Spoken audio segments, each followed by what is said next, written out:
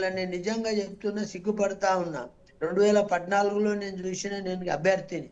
18లో కూడా నేను అభ్యర్థిని, కాంగ్రెస్ అభ్యర్థిని.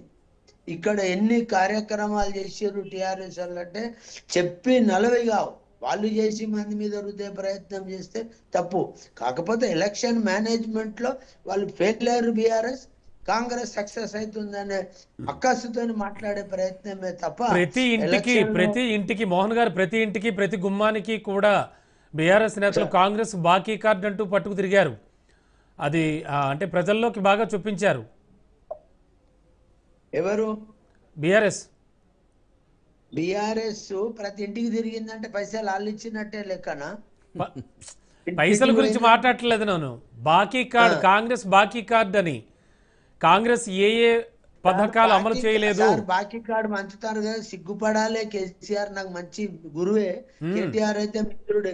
సిగ్గుపడాలి. 60,000 ఏమంటారు లాభంతో రాష్ట్రం ఏర్పడితే లక్షల కోట్ల అప్పు. ఇవాళ మేము అప్పు తీర్పుతలేమంటే ఏంటి సార్? కాంట్రాక్టర్ పైసలు ఇస్తలేం, సర్పంచ్లకు ఇస్తలేమంటే ఉండితలేమా లేక ఇస్తలేమా? సిగ్గుండాలి సార్ రాజకీయ మాట్లాడేటోళ్లకు. అదే మాట, జ్ఞానం లేని మాట. ఇంకింత జ్ఞానం లేదు బీఆర్ఎస్ నాయకులకు. అరే మీరు కోట్ల రూపాయలు అప్పులు చేసి పెట్టిపోయి సర్పంచ్ పైసలు ఇస్తలేడు, జడ్పీ పైసలు ఇస్తలేరు, వర్కర్ కాంట్రాక్టర్ల పైసలు ఇస్తలేరు, ఎవరి పైసలు ఇస్తలేరు. అసలు మీరు పెట్టింది ఏంది? మీ కథ ఏంది? మీ లెక్క చూస్తే సిగ్గుపడాలి. 60,000 కోట్లతో మీరు ఆ రోజు తీసుకొని అప్పుల కుప్ప చేసి అప్పులు తెపుతారు. మీరు ఎవరు చేయమన్నాడు అండి? మీ ప్రభుత్వం వచ్చినాక చివరి సంవత్సరం ఎలక్షన్ ఉంటే లక్షల కోట్ల రూపాయల అప్పులు మంజూరు చేపించి లోకల్ బాడీస్ లాలను మెప్పించి పనిచేస్తారు. ఇప్పుడు అన్ని అప్పులు అట్లే ఉన్నాయి కదా. మీరేమన్నా ఒక్క మాట, మీరు ఫైనాన్స్ లెక్కలు ఇచ్చి మీ కేటీఆర్ గారిని రమ్మని డిబేట్ లా అసలు మీరు ఏం చేసారు పైసల విషయంలో? ఏమన్నా సిగ్గున్నదా? సిగ్గుండాలే. కోట్ల రూపాయలు అప్పులు చేసి సతీష్ గారి వెర్షన్ తీసుకుందాం. బాకీ కార్డు మీదండి, మీ మీద పెట్టాలి. ఒక్క నిమిషం సతీష్. బీఆర్ఎస్ కి ఇంగిత జ్ఞానం ఉండాలి అనేది ఆయన మాట. అంటే బాకీ కార్డు అడగడానికి కానీ విన్నారు కదా మోహన్ గారు. ఒక్క నిమిషం మాట్లాడదాం, చాలా సమయం ఉంది మనకి. No issue. ఆర్థిక సమతుల్యత తెలియని వాతావరణం సృష్టించింది బీఆర్ఎస్ కాదా? ఆయన వర్షం తీసుకుందాం. షూర్ అండి, ఒక్క నిమిషం. ఆలోచన చేస్తే సిగ్గు అనిపిస్తుంది. సార్ ఒక్క నిమిషం. ప్రాజెక్టులు కట్టినామన్నారు. ఏ ప్రాజెక్టు కట్టారు? ఒక్క నిమిషం. కట్టిరా?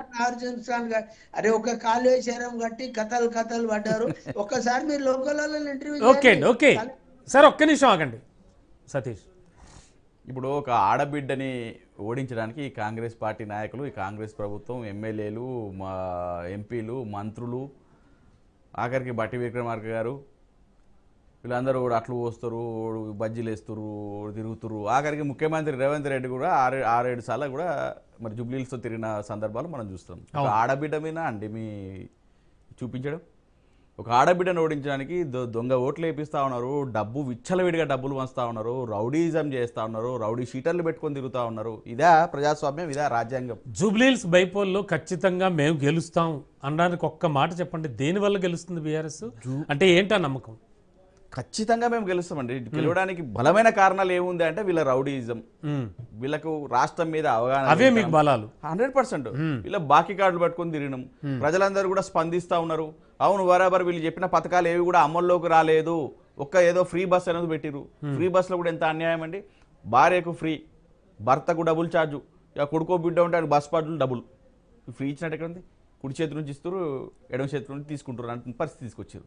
ఇలాంటి పరిస్థితిలో వీళ్ళందరూ దొంగ మాటలు, లంగ మాటలు చెప్తారు. క్వశ్చన్ నెంబరు లోక్సభలో ఆయన పెద్ద ఆయనే, వయసులో పెద్ద ఆయనే, అబద్ధపు మాటలు మాట్లాడొద్దు. జర మీ మనవరాళ్ళు ఉంటారు, వాళ్ళు కూడా అట్లా అబద్ధాలు నేర్చుకుంటారు. దయచేసి వినండి. క్వశ్చన్ నెంబర్ లోక్సభలో 3679 ఫర్ 11/8/2025 రోజు. ఇదే ఇక్కడ ఉన్న మన తెలంగాణ పార్లమెంటు సభ్యులు రఘునందన్ రావు గారు దానికి ఆన్సర్ ఇదో.